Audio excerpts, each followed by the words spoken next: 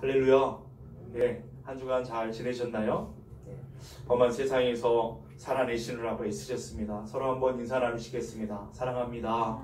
축복합니다. 수고 많으셨습니다. 애쓰셨습니다. 네, 고맙습니다. 대림절 두 번째 주일이죠. 대강절, 대림절.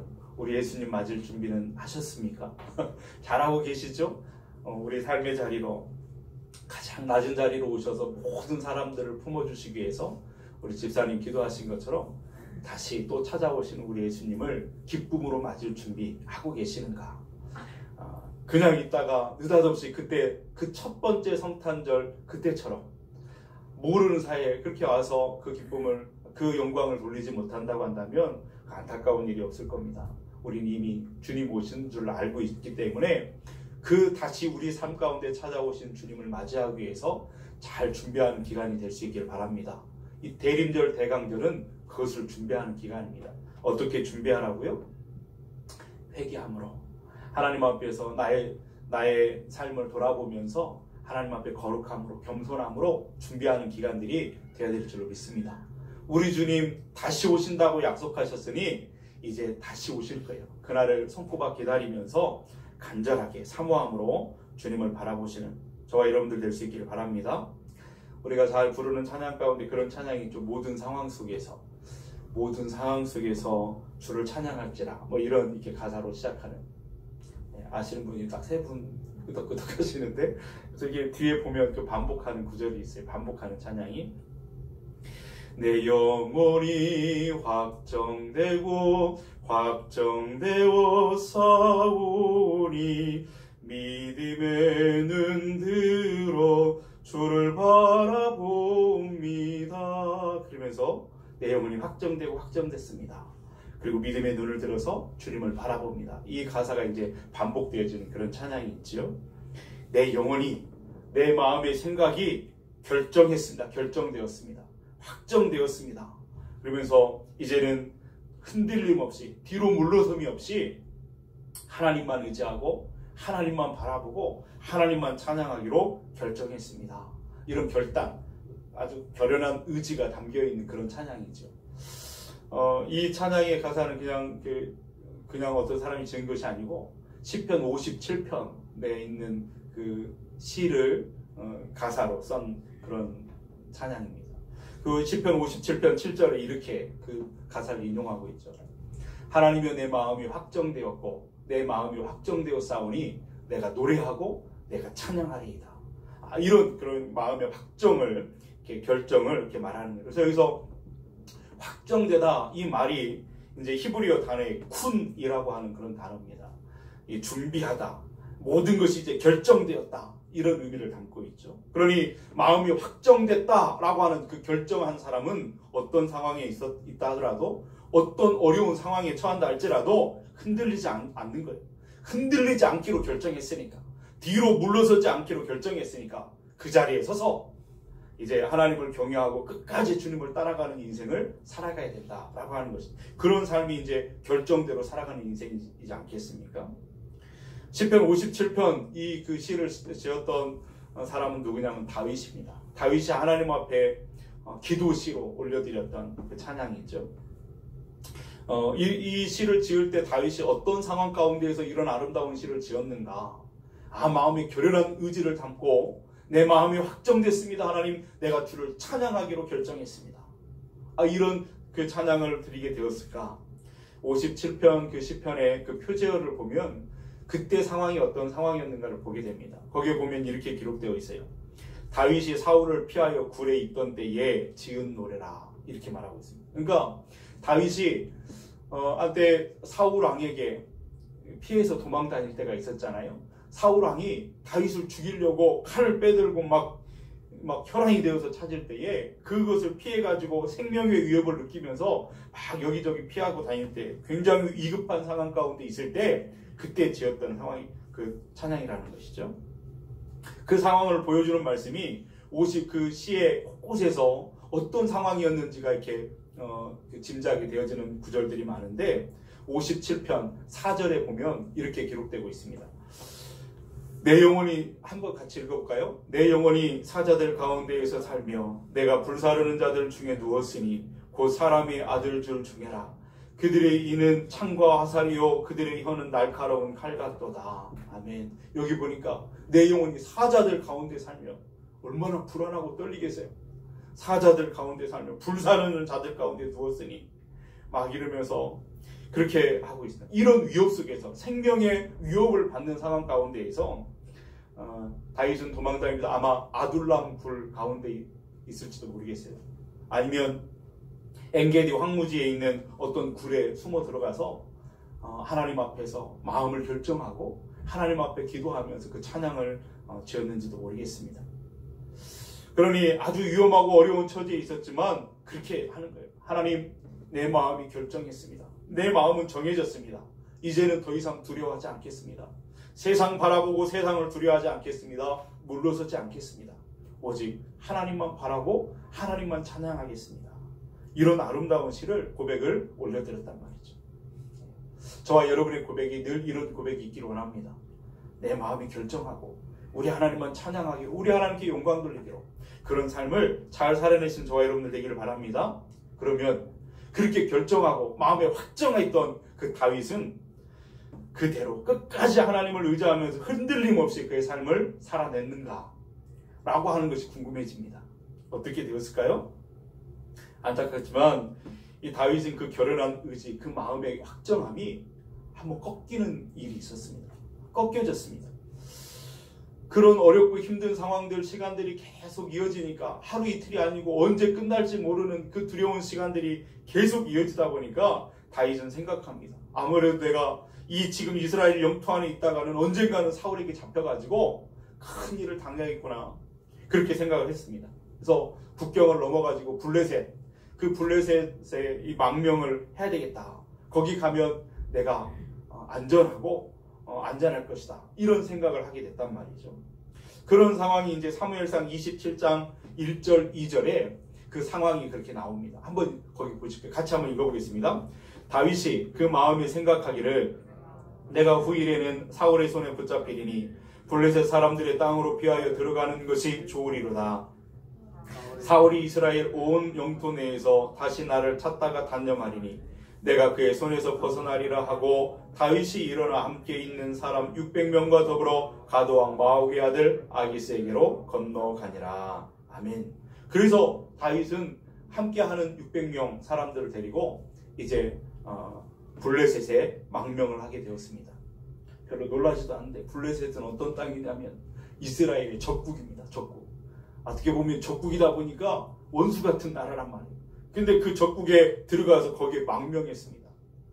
쉬운 일이 아니었을 거예요. 그러나 그 블레셋으로 가서 정말 살아보려고 그렇게 하는 그 다윗의 마음에는 아주 많은 고민들과 그런 생각들이 있었을 거예요. 아주 심사숙고하고 결정을 내린 그 결과였을 겁니다. 그리고 나름대로 합리화하면서 마음에 그런 생각들도 있었을 거예요. 내가 지금 영원히 살려고 그곳에 가는 건 아니야. 내가 지금 너무나 어렵고 힘드니까 상황이 좀 이러니까 지금은 잠깐 가지만 다시 상황이 달라지고 바뀌면 다시 돌아올 것이다. 이런 생각이에요. 내가 앞으로 2걸음 가기 위해서 어쩔 수 없이 지금 1걸음 뒤로 물러나는 거야. 이런 생각, 합리시키면서 그런 생각들을 했을 거예요. 그러나 어떻든지 간에 무슨 변명을 늘어놓든지 간에 부인할 수 없는 사실 한 가지는 뭐냐면 내 마음이 확정되었습니다 라고 하나님 앞에 기도했던 그 마음의 그것은, 그 결심이 꺾여졌다 라고 하는 것이지.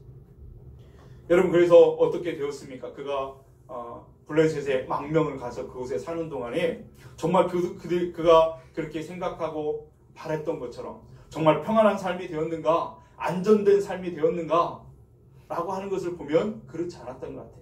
사실은 블레셋에 들어간 다음부터 또 다른 위기들이 찾아옵니다. 그러면서 어떤 위기가 있었냐면 얼마 지나지 않았는데 블레셋과 이스라엘 백성들 사이에 전쟁이 일어납니다. 아주 전면적인 막 피 터지는 전쟁이 일어나는 거예요. 그런데 그 블레셋의 아기스 왕이 다윗을 부릅니다. 너는 블레셋 갑옷을 입고 앞장서서 이 전쟁을 지도하라. 이스라엘과 싸우라는 거예요. 그러니 얼마나 그 마음에 불편하고 힘든 일이 있겠어요? 사실은 다윗이 어떤 사람입니까? 하나님이 왕으로 세우겠다고 기름 부음 받은 사람 아니에요? 하나님이 약속을 받은 사람입니다. 장차 그는 이스라엘의 왕이 될 사람 아닙니까? 그런데 지금 블레셋 그 군대의 갑옷을 입고 아니 동족의 가슴에 칼을 겨누고 싸운다라고 하는 것이 어떻게 말이 되느냐 말이에요. 훗날에 왕으로 이렇게 나올 때에 그가 입이 100개라도 할 말이 없을 것 아니겠어요? 내가 왕이 되겠습니다. 어떻게 말할 수가 있겠어요? 너무나 곤란한 상황 가운데 처하게 된 것이죠. 어떻게 할 수가 없는 상황이에요. 그런데 하나님이 그 상황 가운데 개입해 들어오셔서 그를 그 공경에서 구원해 주십니다. 싸우지 않고 그는 다시 돌아가도록 그렇게 하나님이 그 모든 상황들을 정리해 주시죠. 그런데 그 전쟁터까지 갔지만 다시 돌아오면서 지금 그 처자식들이 있는 시글락 땅에 다시 돌아오는데 또 문제가 생겨요. 어떤 문제가 생기냐면 이제 전쟁터로 나간 사이에 아말렉 사람들이 쳐들어와가지고 그 시글락 그 마을을 완전 그냥 쑥대밭을 만들어놨습니다. 그러고 나서 처자식들을 다 포로로 그렇게 잡아가 버렸단 말이죠. 그러니 얼마나 낙심이 되겠어요. 다윗뿐만 아니라 그 다윗을 따르는 수백 명의 그 사람들, 그 사람들이 마음이 그냥 낙심이 됐습니다. 그래서 우리는 다윗과 함께하면 다윗은 언제 쨍하고 해뜰 날이 있을 것이라고 생각했는데 아니 지금 우리 처자식도 지키지 못할 상황이 되었는가? 이거 다 헛것이구나. 그런 낙심했습니다. 아니 마음에 분노가 일어나더니 막 주변에 있는 돌을 집어가지고 다윗을 때려 죽이려고 했단 말이죠. 상황이 그랬어요. 그랬더니 그때 그 상황을 성경은 아주 간단하게 그러나 분명하게 말해주기를 뭐라고 말하면 다윗이 크게 다급하였다. 이게 사람들의 분노하며 막 이렇게 하는 것을 보면서 다윗이 크게 다급했다. 이렇게 성경은 기록하고 있죠. 여러분 다윗이 이런 위기를 끊임없이 만나면서 그렇게 되어지는 자꾸 위기가 또 위기를 만나는 그런 원인이 어디에 있었을까? 뭐 많은 여러 가지 원인들이 있겠지만 그 가운데 하나는 뭐냐면 그가 확정했던 그 마음이 꺾여지고 있어야 될 자리를 떠났기 때문에 일어나는 많은 어려움과 위기였다는 사실을 우리가 다시 한번 생각하게 됩니다. 그렇다면 우리는 우리의 삶을 다시 돌아봅니다. 우리는 어떻습니까? 우리 이 땅을 살아가면서 여러 가지 일들에 의해서 마음의 확정을 갖고 결정을 하고 그렇게 살기로 다짐하고 그럴 때가 많이 있습니다. 2021년을 시작하면서도 여러분 마음에 결정한 것들이 있었죠? 그렇죠? 우리는 때로 하나님 앞에서 예배할 때에 또 기도할 때에 마음에 하나님 내 마음이 결정됐습니다. 이제 하나님의 영광이 되어 살기를 원합니다. 내가 하나님을만을 찬양하며 하나님만을 바라보며 살기를 원합니다. 그렇게 하면서 우리는 마음에 확정하고 그렇게 할 때가 있어요. 진실입니다. 진심이었을 거예요. 그런데 그렇게 했던 우리의 결심은 정말 잘 지켜지고 지금 살고 있는가라고 하는 것을 돌아보면 여러분 어떻습니까? 여러분 모르니까요. 저를 생각하면 너무나 부끄럽고요. 내 마음에 결정하고 확정됐던 그 모든 것들은 얼마나 내가 연약한 것인가를 드러내는 그 증거만이 되는 것을 보게 됩니다. 사람처럼 여러분 연약한 존재가 없는 것 같습니다. 저만 그런가요? 다윗만 그럴까요? 우리 모든 사람들이 얼마나 연약한가 우리는 다시 한번 생각하게 됩니다. 상황과 환경이 바뀌면 또 흔들리고 또 넘어지고 우리는 언제나 한계에 부딪히고 우리가 그렇게 연약한 존재라는 사실을 고백할 수밖에 없는 그런 사람들인 것 같습니다. 우리만 그런가? 오늘 본문에도 그런 사람들이 등장하고 있습니다.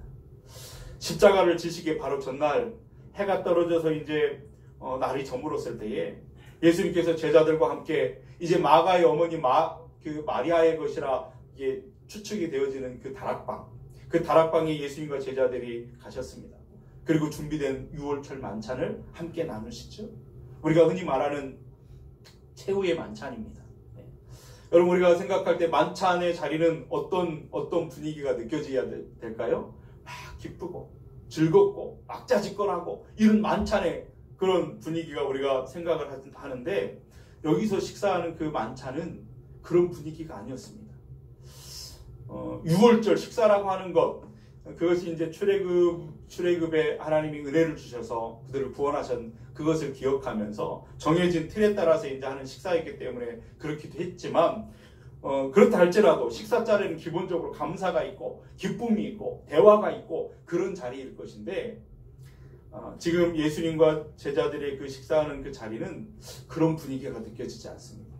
아니 우리는 지금 이미 알고 있어요. 지금 예수님은 지금 이 식사를 마치게 되면 바로 겟세마네 가실 거예요. 겟세마네 동산에.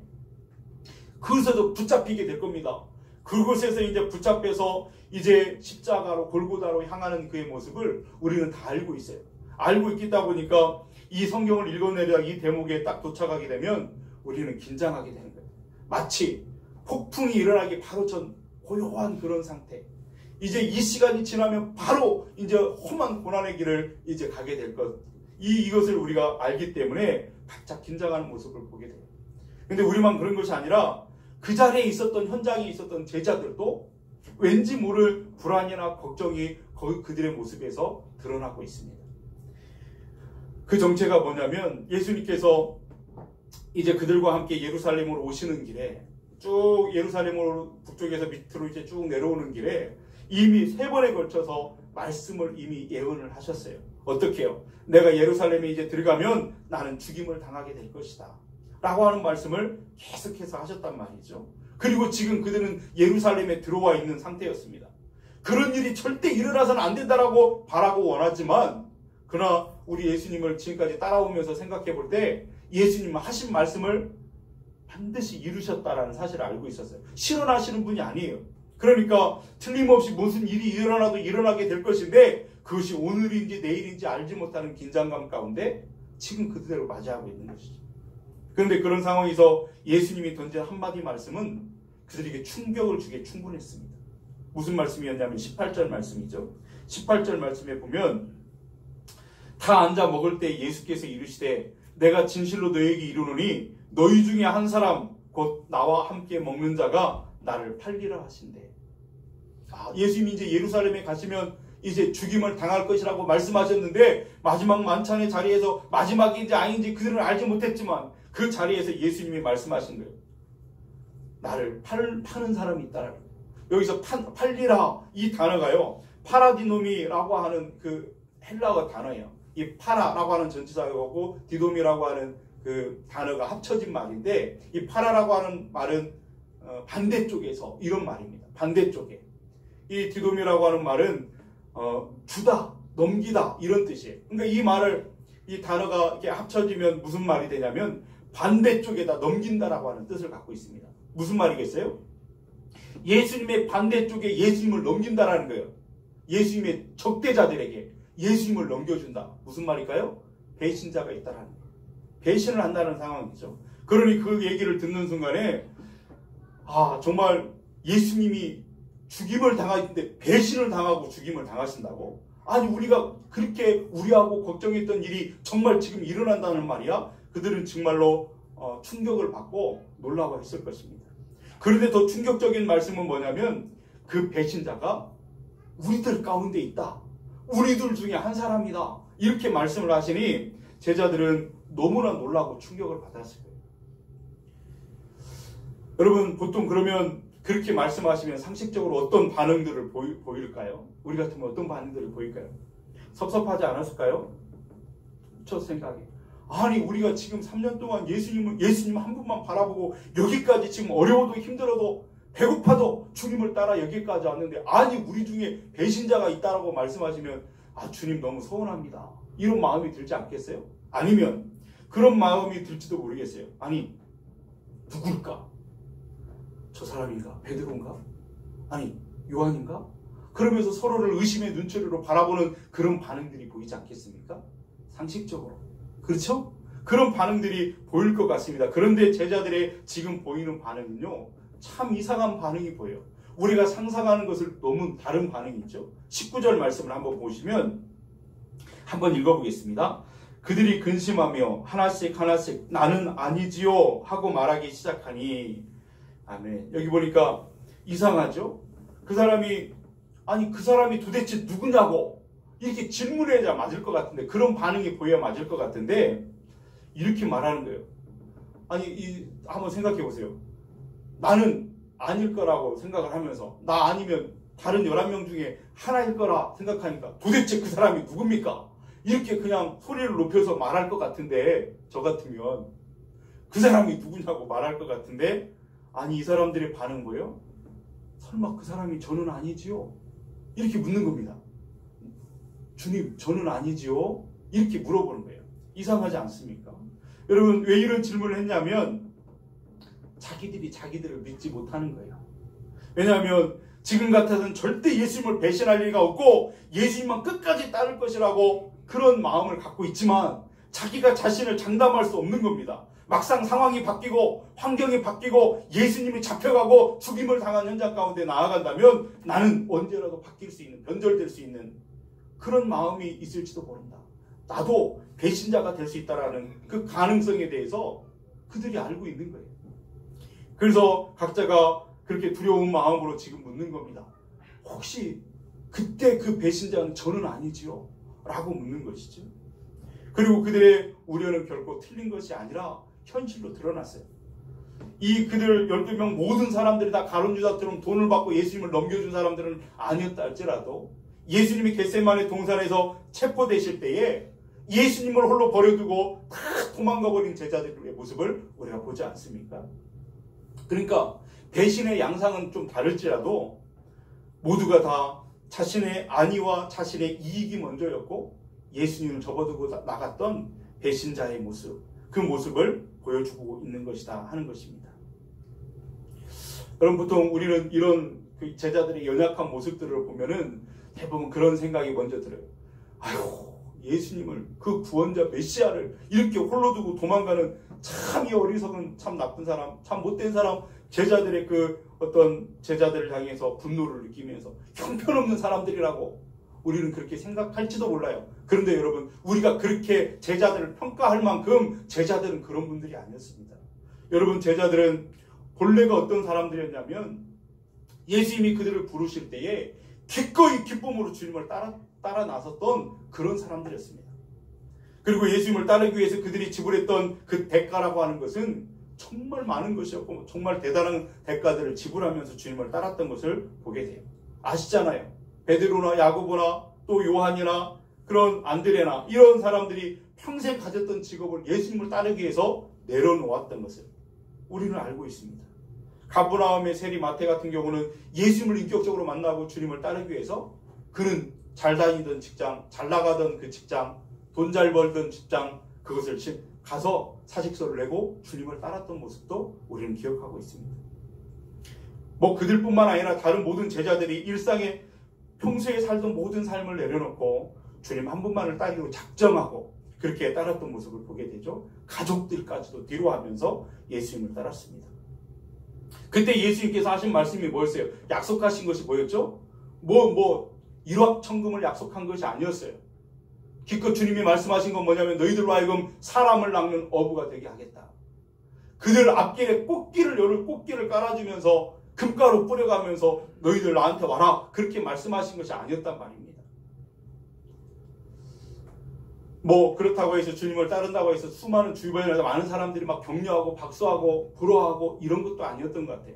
가만히 예수님을 따르는 삶을 가만히 보면 예수님의 적대자들이 왜 이렇게 곳곳에 많은지, 예수님을 적대하고 그렇게 예수님을 죽이려고 달려드는 사람들이 그냥 보통 사람들도 아니었어요.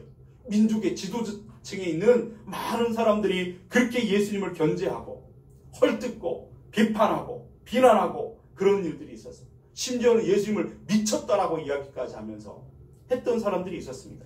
그러니 그분의 제자가 되어 주님을 따른다라고 하는 것은 그는 보통 우리가 생각하는 편안한 자리가 아니었어요. 힘들고 어려운 일들이 많이 있었다라고 하는 사실을 우리가 충분히 짐작해 알 수 있습니다. 그러니 3년 동안 예수님을 그렇게 따랐던 제자들의 삶은 정말 대단한 것이었어요. 우리가 상상 이상의 그들의 결정과 그들의 마음 순종은 정말 우리가 흉내낼 수 없을 만큼 참 귀하고 대단한 것이었음을 우리가 알게 됩니다.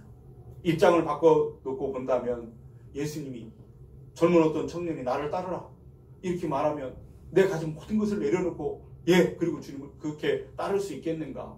우리는 우리의 마음의 질문을 던져보면 그럴 수 있는 사람이 많지 않을 겁니다. 그런 의미에서 제자들은 예수님 그 한 분에게 사랑과 충성을 다 보여드리고 드렸던 그런 제자들이었던 것을 보게 되죠. 제자들의 이 모습이 사실은 다윗의 마음과 똑같았어요. 내 마음이 확정되었습니다. 마음의 확정을 갖습니다. 주님만 사랑하고 주님께 충성하기로, 주님만 끝까지 따르기로 마음의 확정을 하고 따르게 된 거예요. 그러니까 베드로 같은 경우는 다 버릴지라도 죽는 자리라도 내가 주님과 함께 가겠다. 그런 고백은 진심이었습니다. 그러나 다윗이 그 마음에 확정한 그 결심을 어느 순간에 꺾어버리고 블레셋으로 망명했던 것처럼 이 제자들의 마음도 진심이었는데 상황이 바뀌어지니까, 환경이 바뀌어지니까 역시 그 마음이 꺾여지더라는 겁니다. 가룟 유다는 예수님을 직접 돈을 받고 배신하는 그런 인물이 되어버렸고, 다른 제자들은 모두가 예수님을 홀로 두고 그렇게 도망가버리는 배신자의 모습을 보게 되죠. 이런 모습들을 통해서 우리가 볼 수 있는 것은 그 다윗의 예나 또 이 제자들의 이 모습이 오늘 살아가는 우리들의 모습을 그대로 보여주고 있다라고 하는 것입니다. 우리가 다윗과 같고 제자들 중에 한 사람처럼 우리는 그렇게 연약한 존재인 것을 오늘 말씀을 통해서 다시 한번 깨닫게 됩니다. 그런데 더 심각한 것은 뭐냐면, 그런 형편에 있는 그런 연약하고 부족한데도 불구하고 여전히 자기 자신을 믿고 자기가 가진 힘, 자기가 가진 권력, 자기가 가진 지식, 그런 재물, 이런 것들을 믿고 살아가는 사람들이 있다는 거예요. 그리고 여전히 내 힘으로 뭔가를 할 수 있다고 생각하는 사람들이 있다는 거예요. 아니, 나를 도울 어떤 사람, 눈에 보이는 어떤 것에 의존하고 의지하고 그렇게 살아가는 그런 사람들이 아직도 많이 있다라고 하는 것입니다.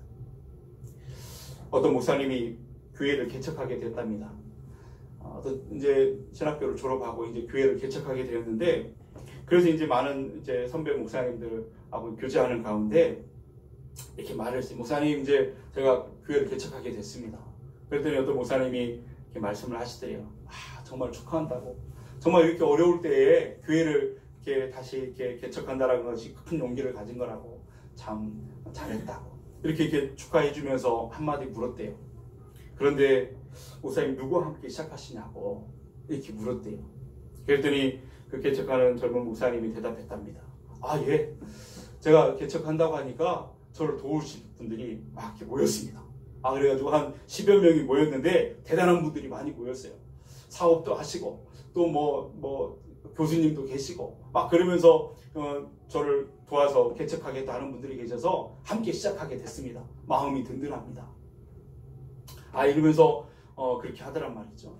그러면서 그들과 함께 개척을 해가지고 하는데 잘 되는 것 같이 보여요. 그리고 개척하는 과정이 순조롭고 금방 자리를 잡을 것처럼 보이는 그런 거였습니다. 그런데 나중에 결과가 어떻게 되었냐면, 그 나이 드신 어떤 목사님이 질문할 때로 그 염려하신 그 질문이 있었는데, 그게 뭐였냐면, 목사님을 돕겠다고 하는 그런 사람들을 믿고 그 사람들과 함께 시작하지 마시고, 목사님 하나님 바라보시고 하나님과 함께 시작하십시오. 이 말씀을 하셨는데, 그분은 하나님을 바라보고 하나님을 의존하고 하나님과 함께 시작한 것이 아니라 사람과 함께 시작한 거예요. 사람을 의존하고 나를 도울 누군가를 바라보면서 그렇게 했던 거예요. 그러다 보니까 사실은 얼마 되지 않아가지고 교회가 흔들리고 막 같이 개척했던 사람들의 막 주도권 싸움처럼 막 좌지우지 되면서 교회가 큰 흔들림이 한번 있어가지고 목사님이 깨닫게 된 것이 있었어요. 사람은 믿음의 대상이 아니고 시작을 하나님과 함께 하는 것이 복이고 그것이 너무나 중요하다는 사실을 그때 깨닫게 되었다라고 하는 것이죠.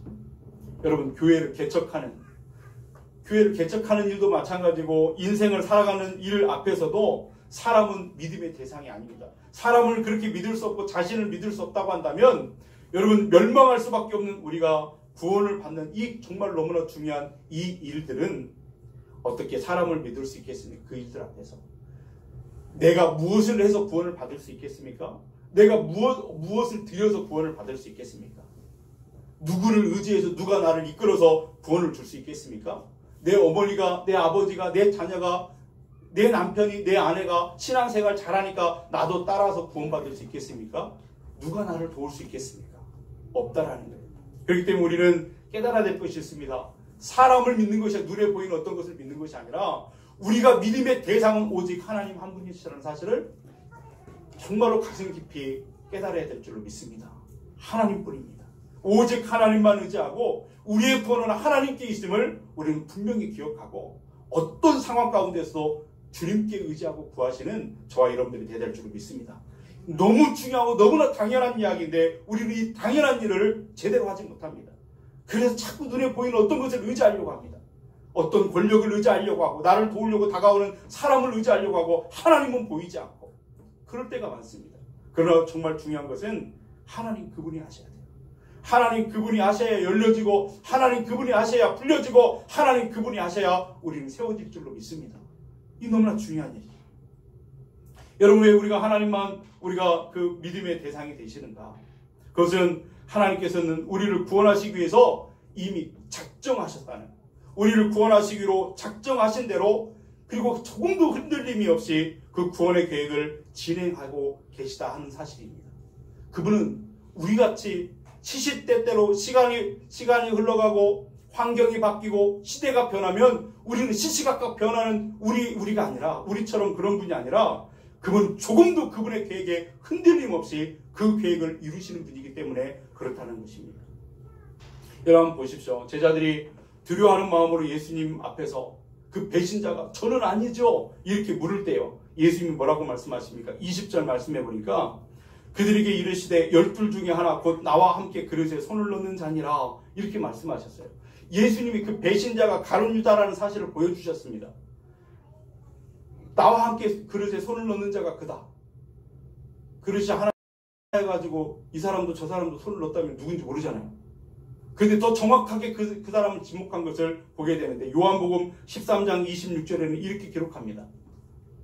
예수께서 대답하시되 내가 떡 한 조각을 적셔다 주는 자가 그니라 하시고 곧 한 조각을 적셔서 가룟 시몬의 아들 유다에게 주시니. 무슨 말이에요? 빵 한 조각을 포도주에 적셔가지고 유다 앞에 주시는 거예요. 그러면서 그 사람이 기다. 그러면서 이렇게 하는 거예요. 유다가 그 배신자 장본인이다. 이렇게까지 말씀을 하셨어요. 이렇게까지 말하면 이제 알아들어야 되잖아요. 베드로가 보통 그 평소에 어떤 성격 같았으면 난리 났어요. 가만두지 않는다고. 너 이놈 배신하려고 그러냐 이렇게 했을 거예요. 그런데 경황이 없습니다. 이 사람들이 경황이 없어가지고 막 이제 뭐 혼란한 가운데 있을 때 유다는 자리를 떠나고 예수님은 그 떠난 유다의 인생이 얼마나 불쌍한 인생인가 하는 것을 말씀하시죠. 21절에요. 뭐라고요? 인자는 자기에 대하여 기록된 대로 가거니와 인자를 파는 그 사람에게는 화가 있으리로다. 그 사람은 차라리 나지 아니하였더라면 자기에게 좋을 뻔하였느니라 하시니라. 아멘. 나지 않았으면 좋았을 것을. 여러분, 이런 후회가 가득한 인생, 그 예수님의 제자 유다가 그렇게 됐던 이유가 무엇일까요? 처음에 제가 말씀드린 것처럼 여러분, 유다도 처음에는 예수님께 대해서 확정된 마음을 가졌어요. 내가 예수님만 바라보리라, 예수님만 사랑하리라, 예수님만 따르리라, 예수님만 찬양하리라. 그도 결심했습니다. 마음에 확정을 입었던, 확증하고 예수님을 따랐던 사람이었습니다.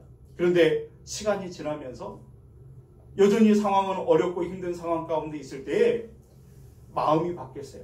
확전된 마음이 꺾였습니다. 그래가지고 자기 중심적인 하나님의 말씀에 순종하는 삶이 아니라 자기 중심의 판단 가운데, 이기적인 욕심 가운데 그 마음이 꺾여짐으로 그 배신자의 삶이 되고 말았다라는 것을 보게 됩니다.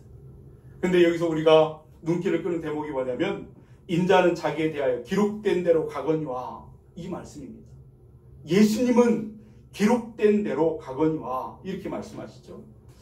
그럼 기록된 대로라고 하는 말씀은 성경에 기록된 대로, 예언된 대로라는 그런 말씀입니다. 그래서 다른 복음서에 보면 이 구절을 결정된 대로, 하나님이 작정하신 대로, 하나님의 뜻대로 그는 예수님은 가신다, 이런 말씀을 하고 있는 거예요. 어쨌든 예수님께서는 구약 성경에 기록된 대로 상황이 달려져도 환경이 변해도 메시아의 길, 자기에게 주신 그 길을 흔들리지 않고 의연하게 그 길을 걸었던 것을 보게 됩니다. 기록된 대로. 그래서 갈릴리에서 남쪽으로 쭉 내려오셔가지고 예수님은 여리고를 거쳐 예루살렘에 이르게 된 거예요. 무엇을 이루기 위해서요? 구원을 이루기 위해서. 기록된 대로 그 말씀을 이루기 위해서 이렇게 오신 거예요. 그리고 어린 나귀를 타고 두려움 없이 그 죽음이 기다리고 있는 예루살렘 성으로 쑥 들어가신 것입니다. 그리고 적들이 우글거리는 그런 어떤 성전에 들어가시죠. 그리고 지금 식탁에 제자들과 함께 모여있는 겁니다. 이제 곧 또 겟세마네로 가실 거예요. 그리고 또 잡히실 거예요. 그리고 골고다 길, 그 십자가의 길을 걸어가신다고 말씀하고 있는 겁니다. 의연하게 흔들리지 않고 알고 계시지만 그 길을 가겠다라는 거예요. 그리고 무덤에 내려가셨다가 부활하시고 승천하셔서 하나님 보좌에 앉으시기까지 예수님께서는 조금도 흔들리거나 뒤로 물러서지 않고 그 마음에 정하신 대로, 아니 기록된 대로 그 마음이 꺾여지지 않고 메시아의 길을 걷는 예수님의 모습을 우리는 보게 됩니다. 이 구약 성경에 보면 메시아에 대한 예언이 많은 부분에서 아주 구체적으로 그것을 이야기해 주는 구절들이 많아요. 시편 22편 18절 말씀에 보면 이런 구절이 있습니다. 내 겉옷을 나누며 속옷을 제비 뽑나이다. 시편에서 예언된 그 말씀대로 예수님이 십자가를 칠 때 그 밑에서는 예수님의 옷을 로마의 병정들이 찢어 나눠갖는 그런 모습들이 보이잖아요. 기록된 대로. 이사야서 53장 4절에서 6절 말씀에 보면 우리 함께 읽어보겠습니다. 그는 실로 우리의 질고를 지고 우리의 슬픔을 당하였거늘 우리는 생각하기를 그는 징벌을 받아 하나님께 맞으며 고난을 당한다 하였노라. 그가 찔림은 우리의 허물 때문이요 그가 상함은 우리의 죄악 때문이라. 그가 징계를 받음으로 우리는 평안을 누리고 그가 채찍에 맞음으로 우리는 나음을 받았도다. 우리는 다 양 같아서 그릇 행하여 각기 제 길로 갔거늘 여호와께서는 우리 모두의 죄악을 그에게 담당시키셨도다. 아멘. 예수님은 바로 이 말씀에 기록된 대로 예언된 대로 그 길, 고난의 길, 죽음의 길 끝까지 가시겠다라고 이야기를 하고 계시는 것입니다. 예수님 우리처럼 그렇게 마음이 시시각각 꺾여지는 그런 분이 아니시라는 거예요. 여러분, 우리의 구원자가 되기 위해서 십자가를 지시려는 그 확정된 마음을 꺾지 않는 그런 예수님의 모습을 보면서 우리는 발견하는 것이 있습니다. 그게 뭐냐면 우리를 향하신 하나님의 변함없는 사랑을 거기서 우리는 만나게 되고 보게 되더라는 거예요. 예수님을 통해서 그 십자가를 통해서 하나님의 말로 다 형용할 수 없는, 말로 다 표현해낼 수 없는 그 크신 사랑을 우리는 여기서 발견하게 되는 것입니다. 하나님께서는 우리를 구원하시기 위해서 이미 작정하셨습니다. 이미 작정하셨고 독생자 예수님을 메시아를 이 땅에 보내시기로 작정하셨습니다. 무수한 선지자들을 통해서 이미 구약에서 그 일을 예언해 주셨죠. 그리고 때가 참에 당신의 아들 예수님을 베들레헴에 나게 하시고 가장 낮은 자리에 나게 하셔서 모든 사람을 품게 하셨습니다. 그리고 십자가에 나아가게 하셨습니다. 그리고 죽음을 이기고 부활하게 하심으로써 우리의 생명의 구주가 되게 하셨다 하는 것입니다. 그리고 오늘 성령님의 역사를 통해서 오늘 우리는 그 구원의 진리를 믿고 예수님을 영접하여 구원받은 하나님의 백성으로 오늘 이 자리에서 예배할 수 있는 것 성령님의 역사인 줄로 믿습니다. 이 엄청난 그 구원의 계획이, 이 구원의 파노라마가 어떤 상황에서도 조금도 변경되거나 취소된 적이 없다는 것입니다. 그래서 오늘 우리가 구원받는 하나님의 백성이 된 것이죠. 하나님께서는 그 하나님이 작정하신 그 일을, 구원의 계획을 반드시 이루시는 분이라 하는 것을 성경의 말씀은 우리에게 분명히 보여주고 있습니다.